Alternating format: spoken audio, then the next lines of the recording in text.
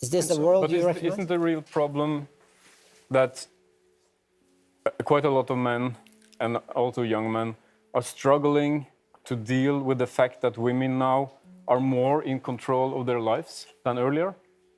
I don't think that's the problem. I think the problem is that the idea that the West is a patriarchal tyranny is rapidly translated into the idea that young men who strive forward are to be regarded with suspicion because they're doing nothing but manifesting the same sort of tyrannical power that has kept women oppressed for the last 2,000 years. And I think that entire narrative is appalling, right to the core. So, and I don't see that it's helpful to anyone, because making young men weak or failing to encourage them to be strong, that's a better way of putting it, certainly does the young men no good, and it doesn't do the young women any good at all if they want to find a partner. So you're saying that all along women and men have had the same opportunities, always? No, I'm basically saying that all along hardly anyone had any opportunities.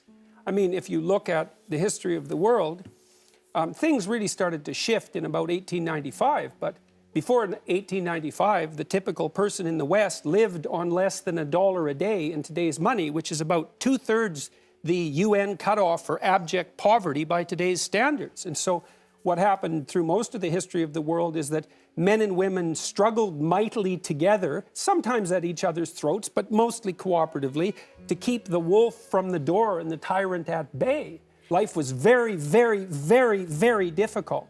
And the fact that we survived it all meant that fundamentally we cooperated, despite the fact that we're rife with stupidity, ignorance, and malevolence. But what's so terrifying with gender equality? Nothing. So purist.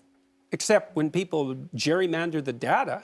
It's like, what do you mean by equality? Do you want women to have their free choice or not? If you do, they're not going to pick occupations that are the same as the occupations men pick. But we have structures today that women need to struggle. They need to take a step to have the possibility to become like a prime minister. As we talked before, we don't have had any prime minister in Sweden that have been a woman, for instance. We have a lower rate of female entrepreneurs. Men had a higher income than women in Sweden, even if they work with the same tasks. And we need to work with. That's one that I would dispute. We need to work with gender equality, I think, even in the lower class in schools, to learn kids how to play with dolls, or how to boys how.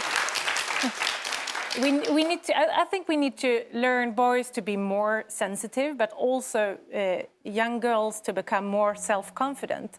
And I think that's very important to. Well, build the problem with that is the data indicate that the consequence of the policies that you're promoting have maximized the differences between men and women.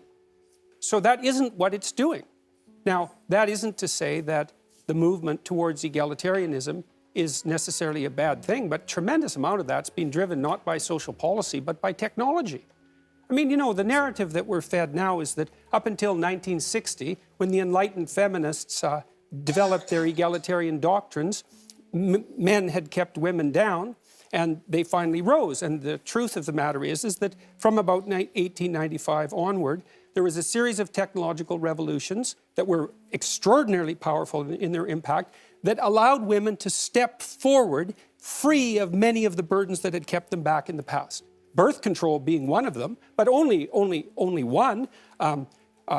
Sanitary facilities of all sorts, plumbing had a huge role to play, tampons had a huge role to play, as did sanitary napkins. All of these technologies developed that enabled women to move forward, with less biological impediments, let's say. But of course it will have differences in choice, of course, because we are human beings. But I can't see why it differs between me and Skavlan, for instance. But of course it differs in biological things, but not in choices, because I think more how we raise them, how we live, education, a sort of culture, attitudes form a human being, whether or not they are a girl or a boy when they grow up.